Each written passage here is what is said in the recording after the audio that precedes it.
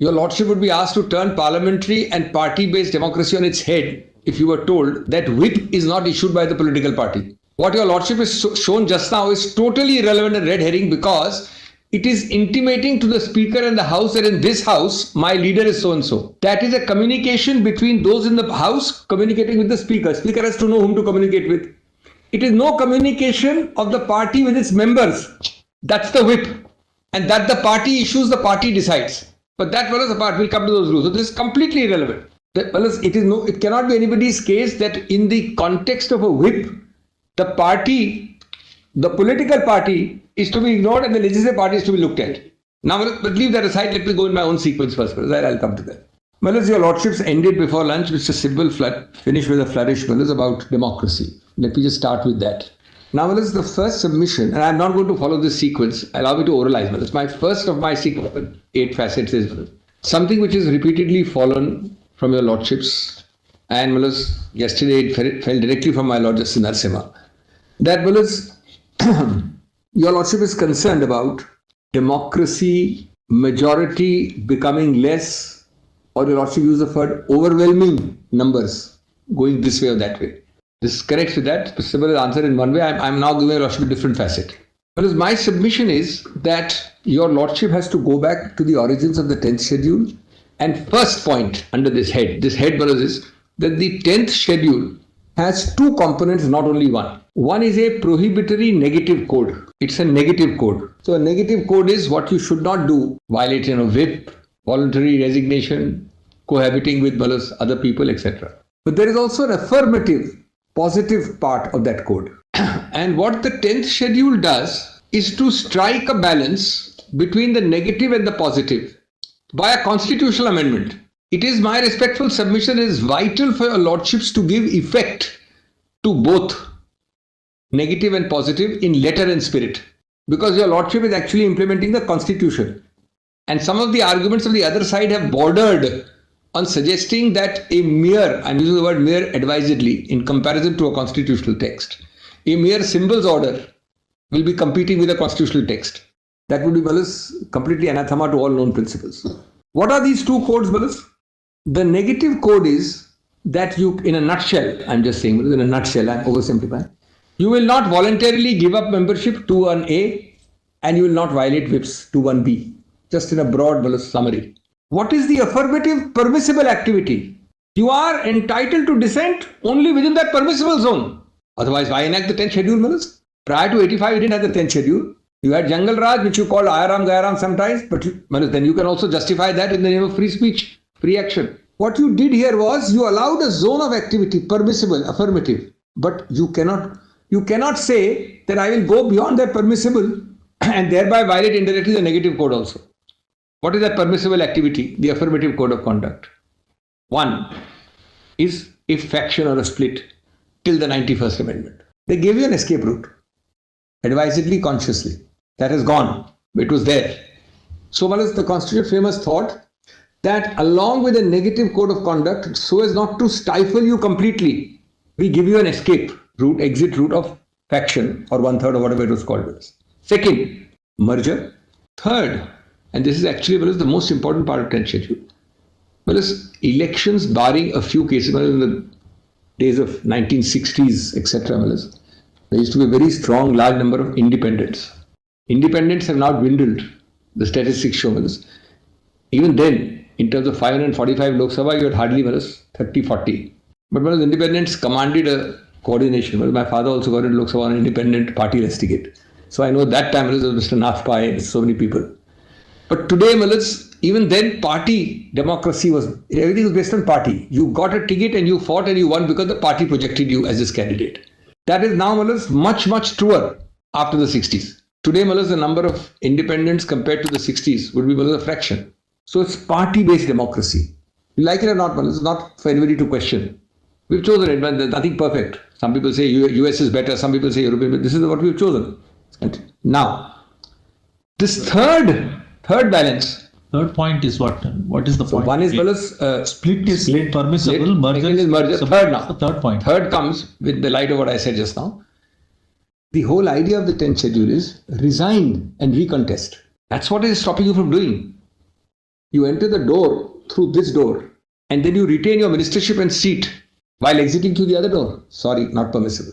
Resign, have the courage of your conviction. Now, you are a very vocal freedom speaker. You have the courage of your conviction. Which Justice Jeevan Reddy referred to in that extract. I'll be dealing with some of It that. was not in the context of the 10th schedule. But I'll be dealing with that. Some judgments have referred to it. I'm going to suggest it because this is the core question my Lord Narasimha asked, my Lords asked earlier. What do we do when an overwhelming set of people want to express dissent? 9 tenths, let's say 9 out of 10 brothers. Let's take an extreme example. How do we balance and countervail these two brothers competing balances? The 10th schedule says you can go thus far in balancing, not further. Whereas if you are so much for free speech, courage of your conviction, this is a rotten party, I can't say, resign and contest, recontest, what is the problem? Then the fourth is the exemptions. Apart from there's the exemption clause, condonation, whatever, all that is given there. Now what we have to see is that if a constitutional amendment balances the prohibitory with the affirmative part, you cannot find an excuse to circumvent the prohibitory part by going beyond the 4 avenues of the affirmative part, now only 3. Faction is gone. Now let us take this further, because that's your Lordship's query. You are so concerned about free speech. You are resigning is one, or you absolutely hate where you are and start your para 15 proceeding that I am the real party. But you do that without indulging into the prohibitory part. That's keeping the sanctity of the 10th schedule. Now I'm addressing the core dilemma of my lords. Let me develop it in a minute. That's also a statutory remedy, lower than constitutional. The fourth would be file a complaint to the Election Commission, say, look, 9 of us are standing here, we are the party, recognize us. Till then, don't do any prohibitory activity. The Election Commission will or will not recognize you and is subject to challenge. What does this do, Malas? This maintains the sanctity of the 10th schedule and maintains the negative and the affirmative parts of the 10th schedule. What does my Lord normally prefer? A option I give your Lordships which reduces the other option to vanishing point, or an option which harmonizes both? Elementary common sense shows that my learned friend Stand reduces the 10th schedule to vanishing point. It is as good as a dead letter or a repeal. Which is better? The answer is self-evident. Now, Malas, here, just see, Malas, how this dead letter vanishing point arises. You don't resign with the courage of your convictions to fight another election. You don't go to the Election Commission till much later, almost a month, just under a month after 21st you went to Guwahati, 19th you go to the Election Commission, 2 days before a month is ending. You don't seek condonation. What you do is, Malas, what I call a 3 steps novel procedure to annihilate the 10th schedule. It's a 3-step novel procedure. Step 1 of which is disable the speaker by giving him a mere notice. So the man can't touch you on the 10th schedule. Just see my submission of harmonization versus vanishing point. Step 2 of this sinister 3-step novel procedure is to forward resolutions parallelly to the governor, who in turn makes it the basis of a trust vote direction. And the final step 3 is the act of being sworn in as Chief Minister. Sorry? The act of being sworn in as Chief Minister, with another party fully supporting, in whose lap you were in Guwahati. Now, I'm not on the... Just kindly consider. You don't follow the affirmative part which gives you play in the joints and leeway, flexibility. You don't resign. You don't merge. The most important, interesting point is you don't merge. Just see for a minute that B, 4B. If you are sitting in their lap and they are supporting you, and the last minute, instead of them becoming Chief Minister, they make you Chief Minister, what is the problem with merging? So, you say to hell with the 10th schedule, it gives me an escape route, I'll ignore it. I'll go to the 3 steps. And the language, without opening it, where his original political party merges with another political party, and he claims and any other members of the original political party have become members of such political party, or as the case may be, of a new political party formed by such merger. This is directly snooking a nose at the 10th schedule, which is a constitutional creation. It is, I'm sorry to use colloquial, it's actually saying, look, to hell with the 10th schedule, we have made this 3-step procedure. Why on earth could you not recontest, resign, merge, or the 4th one? Condonation, I am not getting into, that's another one. Go to the Election Commission and file a complaint then. On 21st, instead of Surat and Guwahati, why did you not file the Election Commission? So this is the first answer.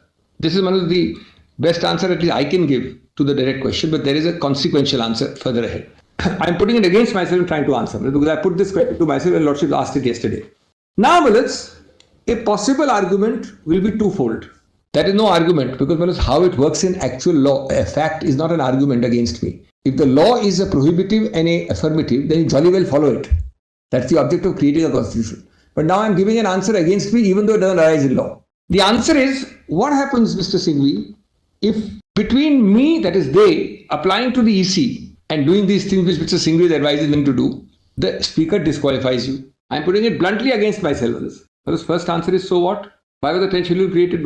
Is the speaker doing something unknown to law? But there's a better answer. If he disqualifies you, there is full judicial. This is on the basis wrongly. There is full judicial review. No, but you can't, your lordship can't find a solution to everything which the Constituent Assembly, the Constituent amending people did not make. What is this answer? That what do? I will be disqualified. Well, jolly well you'll be disqualified because the 1985 framers gave this power to the speaker. Is the possibility of an abuse ever the test of the power or its existence? First, can it be? Otherwise, how will your lordship decide anything?